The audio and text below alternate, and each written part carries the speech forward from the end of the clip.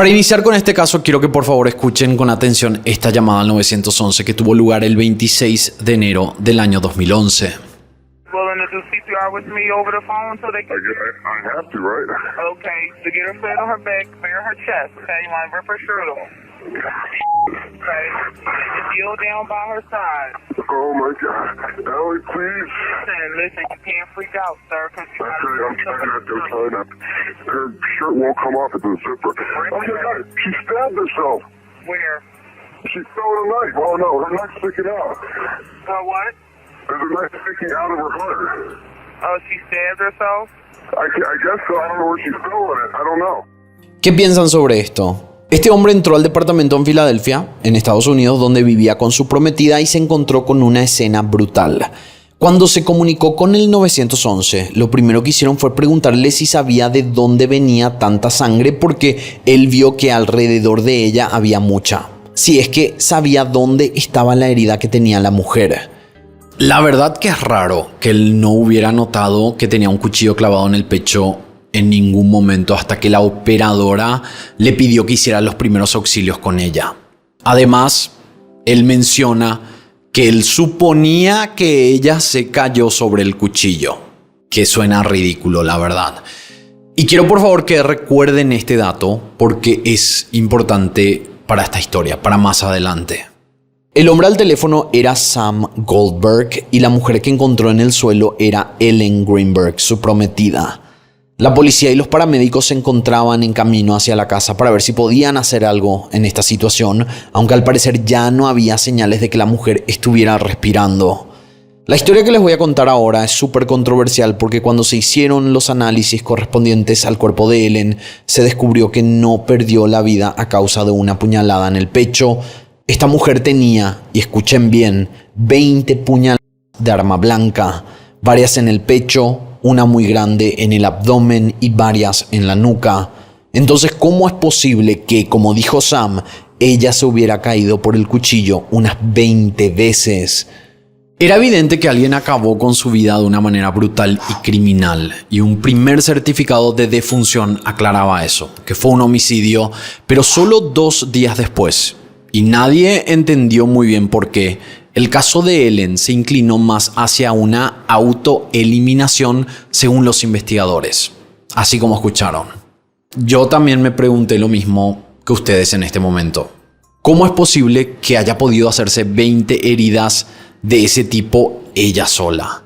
Acompáñenme a descubrir el caso de Ellen Greenberg, uno lleno de interrogantes, contradicciones y con una pregunta inquietante. ¿Fue Ellen víctima de un acto terrible o fue realmente ella quien se autoeliminó en un acto de desesperación?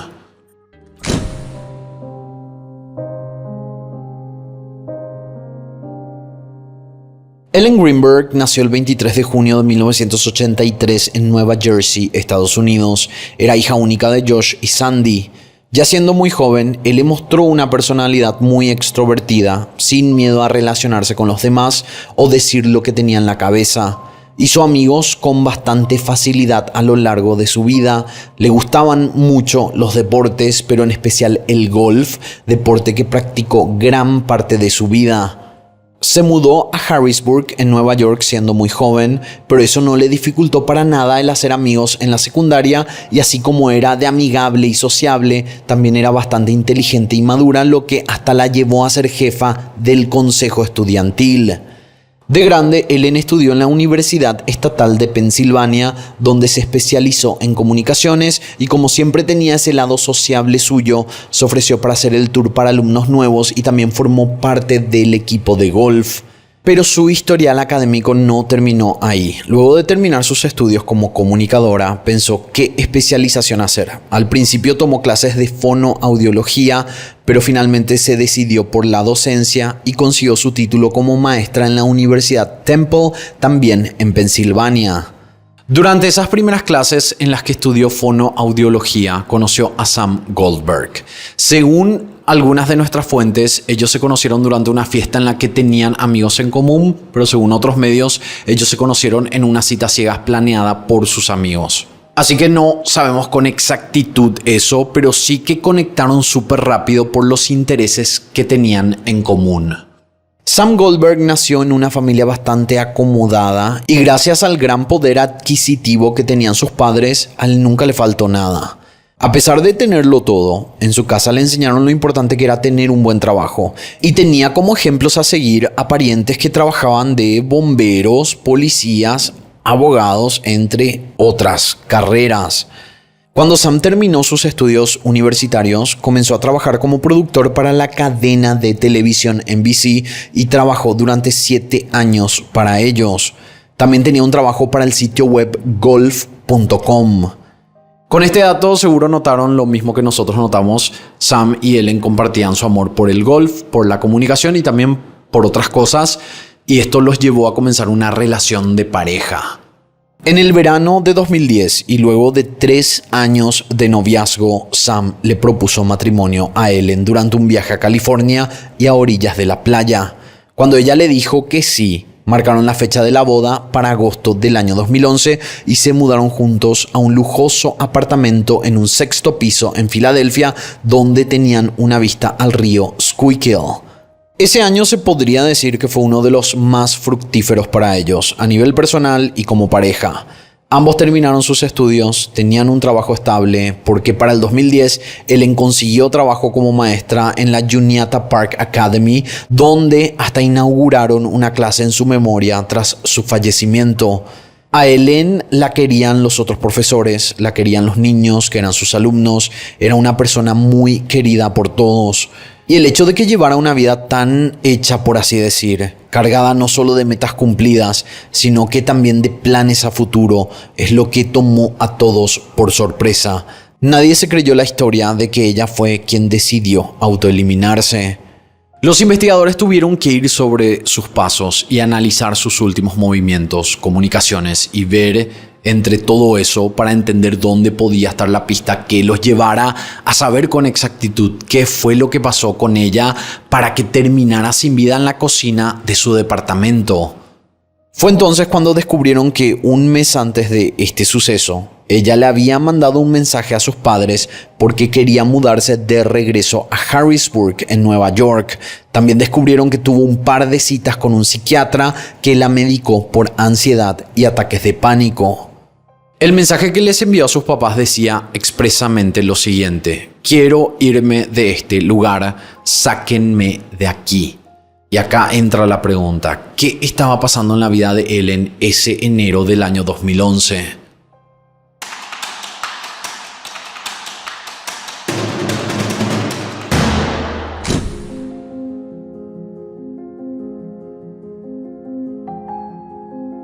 Cuando comenzó la investigación sobre este caso, primero se centraron en la escena del crimen. Como ya les mencioné, encontraron a Ellen en el suelo de su cocina y ese día la puerta del departamento estaba cerrada desde adentro, lo que llevó a los investigadores a descartar la posibilidad de que un intruso hubiera entrado. Cuando revisaron el exterior del lugar y teniendo en cuenta que se encontraba en el 6º piso, no encontraron señales de que alguien hubiera entrado o salido del departamento por el balcón. Tampoco había heridas defensivas, como señales físicas que demostraran que hubo una lucha entre un posible agresor y la víctima. Pero de igual manera era sorprendente la cantidad de heridas que tenía Ellen en el cuerpo, y no solo la cantidad, sino la ubicación de estas heridas. Porque para empezar tienen que tener en cuenta una cosa que los mismos especialistas tienen siempre presente en casos como este. Las mujeres, si se van a autoeliminar, no lo hacen de esta manera por lo doloroso que es. Además, por las zonas del cuerpo en donde se recibieron los cortes con el arma blanca, especialmente la nuca, y por la profundidad y la gravedad de las heridas, se puede saber que tras un 3er o 4.º impacto, la persona misma no tendría la voluntad física para continuar lastimándose de esa manera. Inclusive hay una herida en específico en la médula espinal que directamente podría haberla incapacitado, lo que hace improbable, por no decir imposible, que se hubiera hecho eso ella misma. Un dato importante que se vio en la autopsia es que además de las heridas por arma blanca, se encontraron varios moretones en el cuerpo de Ellen que aparecieron debido a golpes producidos mucho antes de su fallecimiento. ¿Quién le hizo esas heridas o se hizo ella misma esas heridas? Esa era la pregunta o las preguntas. Los familiares y seres queridos, que en un principio no miraron jamás como sospechoso a Sam Goldberg, empezaron a mirarlo diferente. Recordemos que fue él quien la encontró en el departamento y quien mencionó en la llamada al 911 que posiblemente ella se cayó sobre el cuchillo.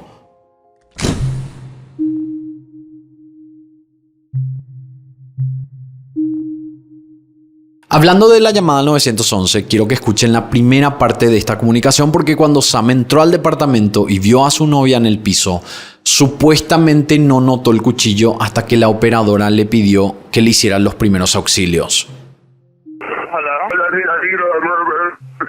I just walked to my apartment. My fiance's on the floor with blood everywhere.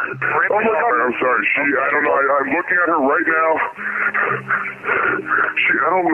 I can't see anything. There's nothing broken. She's bleeding. Ellie. You don't know where she's bleeding from? Can't tell where the blood's coming from? I think her head. I think she hit her head, I think.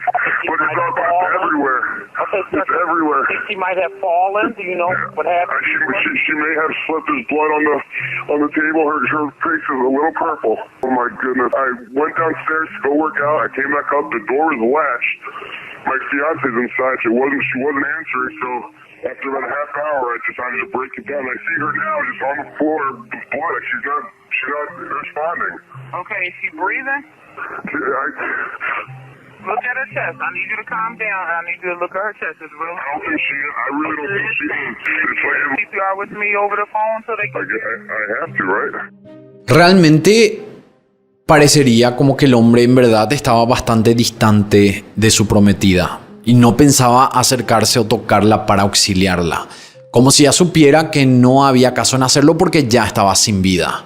Y vamos a ponernos en su lugar, vamos a tratar de imaginarnos que somos él.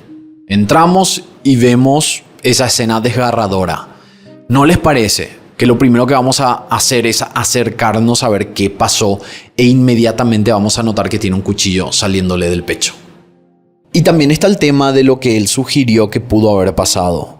Primero dijo que capaz se golpeó la cabeza porque su cabeza estaba sangrando. Luego dijo que pudo haber pasado que se hubiera resbalado. Pero mejor repasemos las últimas horas de Ellen ese 26 de enero hasta llegar a ese punto. Ese día, en horas de la mañana, Ellen habló con su mamá. También había hablado con un amigo. Ellos tuvieron una conversación. Él le había dicho, qué suerte que vas a salir temprano, a lo que Ellen le dijo, gracias a Dios, sí, voy a salir temprano. Lo que pasaba era que ese día había un mal tiempo, como una tormenta de invierno, entonces las escuelas cerraron y ella estuvo en su casa a la 1:15 de esa tarde. Hizo una llamada a un restaurante, ingresó las calificaciones de sus alumnos desde su computadora portátil y a las 3:47 envió su último mensaje. Su prometido salió del departamento una hora después y fue al gimnasio del edificio. Todo esto fue captado en cámaras de seguridad. Cuando Sam se fue, Ellen usó su portátil. Sam volvió a su departamento a las 5:30 de la tarde, pero no pudo entrar porque la puerta estaba cerrada desde adentro. Intentó usar su llave, pero no pudo abrir. Golpeó la puerta y Ellen no le contestó ni le abrió la puerta. Los vecinos escucharon todo esto, de que Sam estaba tratando de abrir la puerta. Sam intentó llamarla, enviarle mensajes de texto, hasta mails, pero no hubo respuesta. Los mensajes de texto que envió decían, hola, abrí la puerta, ¿qué estás haciendo? Me estoy enojando. Hola, será mejor que tengas una excusa. ¿Qué cara? No tenés idea. Sam también llamó a su primo, llamado Camian Schwartzman, para decirle lo que estaba pasando y su primo le dijo que hablara con el portero. Entonces, a las 6 p.m. bajó a pedirle ayuda al portero, pero este dijo que iba contra las políticas del edificio derribar una puerta, que él intentara todavía llamar a su prometida para ver si es que le abría la puerta. Intentaron llamar desde el número del edificio, pero nada pasaba. Fue entonces que el portero se ofreció a llamar a la policía. Su primo volvió a llamarle y también su tío y los dos le dijeron que llamara al 911 y luego le dijeron que ya era el momento de que entrara a la fuerza. Fue ahí cuando él entró y encontró la escena. Antes de que ingresara a la fuerza, fue visto en las cámaras de seguridad entrando al ascensor, subiendo las escaleras. Se le notaba como desesperado y cuando ya estaba hablando con el 911 y estaba esperando a la policía, llegaron el primo y el tío al lugar luego de recibir varias llamadas por parte de Sam. Cuando la policía llegó al lugar, se declaró sin vida a Ellen a las 6:40 p.m. de ese día. Al día siguiente, ese 27 de enero, retiraron el cuerpo de Ellen para llevarlo a la morgue y hacerle la autopsia correspondiente. Ese día, en horas de la mañana, el tío de Sam, James Schwartzman, que es también abogado, y su hijo, Kamin, se presentaron en el edificio y pidieron permiso a la administradora para ingresar al departamento de Sam y Ellen, supuestamente porque quería buscar un traje para su sobrino. La administradora se comunicó con la policía y un oficial le dijo que como no era una escena del crimen activa, podían ingresar y ojo con esto, hasta le recomendó que contrataran un servicio de limpieza especializado en limpiar escenas de crimen.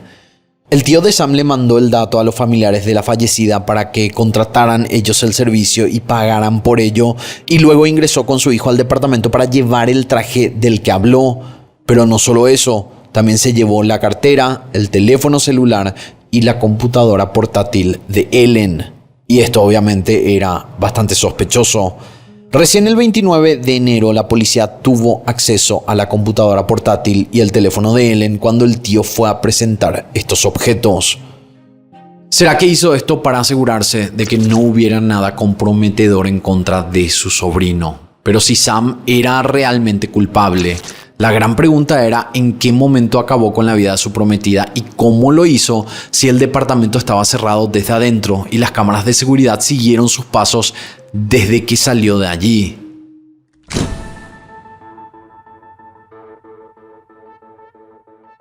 Hasta aquí tenemos toda la información del caso, pero vamos a las hipótesis más importantes porque esta es una historia que sigue sin resolverse.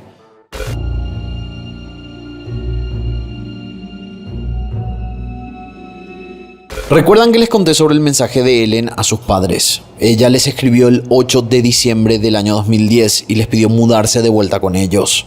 Esto a pesar de tener un trabajo fijo y una boda planeada para el 13 de agosto de 2011. Ella tenía básicamente una vida ya hecha en Pensilvania. Solo unos días después, también en diciembre, le escribió a una prima suya lo mismo, que quería saber si podía mudarse con ella. Cuando la prima le preguntó si Sam iba a ir también, ella no respondió. Esto hizo que sus familiares le aconsejaran tratarse con un profesional y ella en enero, 2 semanas antes del crimen, fue a ver a la doctora Ellen Berman, que era una psiquiatra. Durante sus consultas, tanto la paciente como la doctora llevaban anotaciones, Berman para analizar la conducta de su paciente y Greenberg para anotar su progreso con las medicaciones que le recetó la doctora. En las anotaciones de la doctora se encontró que en su primera visita, el 12 de enero, Ellen estaba muy ansiosa y sin poder dormir. Se quejó mucho de su trabajo y repetía que toda su vida trabajó muy duro. En la siguiente visita, el 17 de enero, la doctora no la notó con tendencias de autoeliminación. Vio que Ellen quería renunciar a su trabajo, pero su mamá y su prometido no querían que lo hiciera. Finalmente, en su última visita, el 19 de enero, entró al consultorio y durante toda la cita caminó compulsivamente por el consultorio. Se notaba aún muy ansiosa, pero dijo que se sentía un 75% mejor gracias a la medicación y que podría seguir manejando su ansiedad de esta manera hasta junio. Capaz se pusieron de meta junio por el tema de los medicamentos como un plazo para analizar qué pasaba en ese tiempo. Ellen le mandó un mensaje a su mamá ese enero donde le dijo: estoy empezando a tomar la medicación, sé que no lo entiendes, pero no puedo seguir viviendo sintiéndome así. Un par de días después de su última consulta con la psiquiatra, el 22 de enero, Ellen envió las invitaciones de su boda. Luego, con su mejor amiga Alison Stern, que también se iba a casar, fueron a ver vestidos de dama de honor, pero en esa ocasión Alison dijo que Ellen no parecía ella misma. La vio muy desaliñada y dijo que en un momento dado, estando en los probadores, se puso a llorar y a pedir perdón porque se daba cuenta de que no estaba siendo ella últimamente, pero dijo que se pondría mejor. Podríamos presumir que algo no iba bien en casa o era realmente el trabajo lo que la tenía tan mal al punto de desbordarse y andar ansiosa por la vida.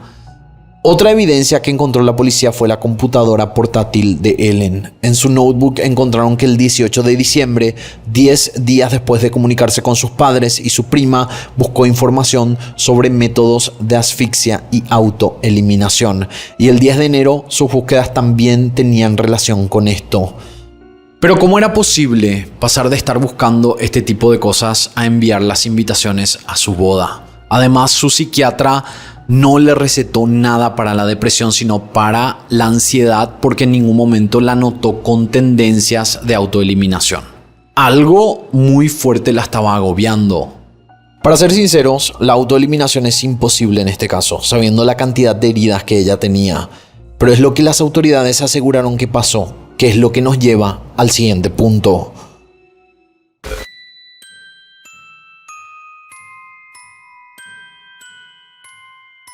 La hipótesis de encubrimiento o corrupción dentro del proceso de investigación policial, en este caso, fue una teoría muy apoyada por los familiares, que no creían en la versión de la posible autoeliminación de Ellen, y menos aún con la cantidad de heridas que ella tenía. La autopsia se realizó el 27 de enero y ese día se llegó a la conclusión de que la causa de muerte fue un homicidio. Hay situaciones muy raras desde ese momento porque solo 2 días después, un portavoz de la policía anunció que a pesar del dictamen, ellos se estaban inclinando más por una posible autoeliminación. Pero eso no fue lo único extraño que ocurrió. Hubo una reunión que se llevó a cabo por lo bajo, como se suele decir, el 3 de marzo de ese año, entre el departamento de la policía, el doctor Marlon Osborne, que realizó la autopsia, y el jefe de este llamado Sam Gulino. En esa ocasión los acompañó también un representante de alto rango de la Fiscalía del Distrito de Filadelfia. Luego de que se diera esta reunión, se cambió de manera muy discreta el certificado de defunción de Ellen Greenberg. De homicidio pasó a autoeliminación y luego el 4 de abril se hizo público un nuevo informe oficial y el doctor Osborne, el que realizó la autopsia, cambió repentinamente de decisión y concluyó que estaba de acuerdo con esta actualización. Según el doctor, las pruebas que se consideraron para determinar esto fueron que la incisión que se hizo no había sido tan profunda y no llegó hasta su médula espinal, por lo que todavía se podía mover para seguir lastimándose. La puerta del departamento no mostraba señales de que se forzó ni de que hubo una lucha, y finalmente que se encontraron restos de medicamentos utilizados para la ansiedad y trastorno del sueño. ¿A quién estaban encubriendo? Esa es la gran pregunta. Muchos creen que a Sam, pero ¿cuál era su relación con las autoridades? Algo que nunca realmente se pudo responder.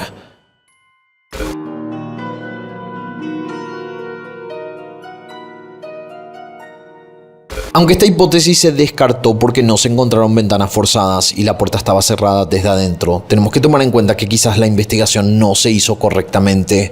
Hay muchas cosas en este caso que dicen que Sam no fue, incluso al ver las cámaras de seguridad y su genuina desesperación. Entonces, si es que tampoco es tan creíble que haya sido una autoeliminación, tuvo que haber sido alguien externo, un tercero, que hasta la fecha no se sabe quién podría ser. Por eso este caso es tan extraño, porque nada tiene sentido.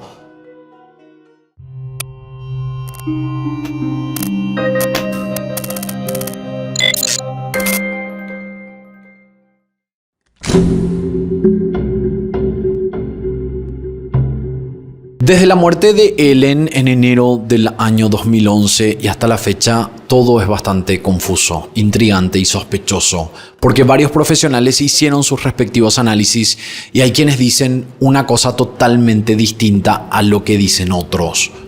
Realmente no sabemos qué pasó ese día. Por la forma en que se comportó Ellen durante diciembre, sabemos que el trabajo y los planes de boda la tenían bajo un estrés insoportable que hasta le quitó el sueño.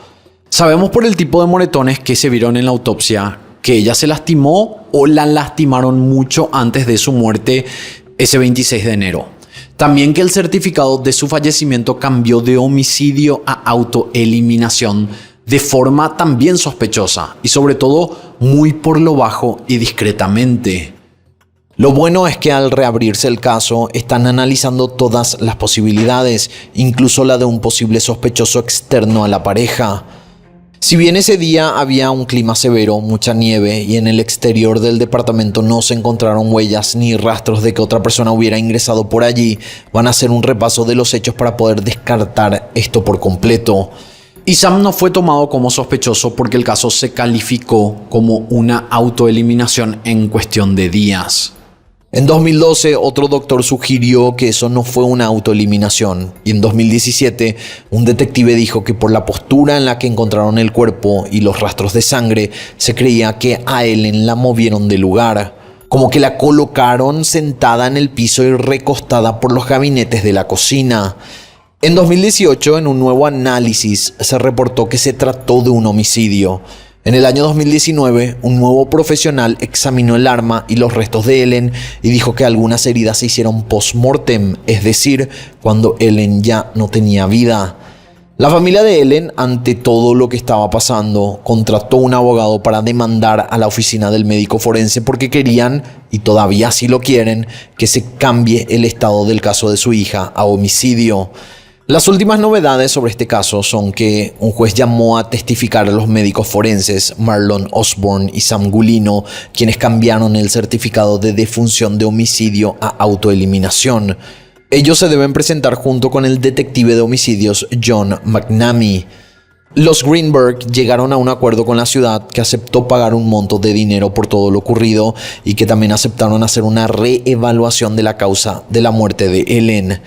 Entre las hipótesis y teorías sobre lo que realmente ocurrió la noche en que Ellen fue encontrada sin vida, la familia cree que hubo un encubrimiento por parte de las autoridades y más específicamente por el lado forense y de los fiscales, que fueron los que consiguieron cerrar este caso como algo que hasta los que no somos profesionales podemos ver que fue un crimen violento de otra índole y no una autoeliminación.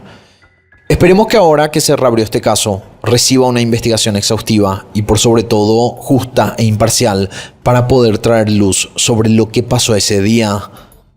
¿Pudo haber sido realmente una autoeliminación? ¿Estaba involucrado su prometido, por eso lo vio de aquí para allá durante las horas previas y ya en contacto con su tío que era abogado? Todas estas preguntas esperamos sean respondidas en la brevedad posible y así haya justicia y claridad en el caso de Ellen. Hasta aquí el caso del día de hoy. Espero sus comentarios aquí abajo y de esta manera nosotros nos encontraremos en la próxima historia.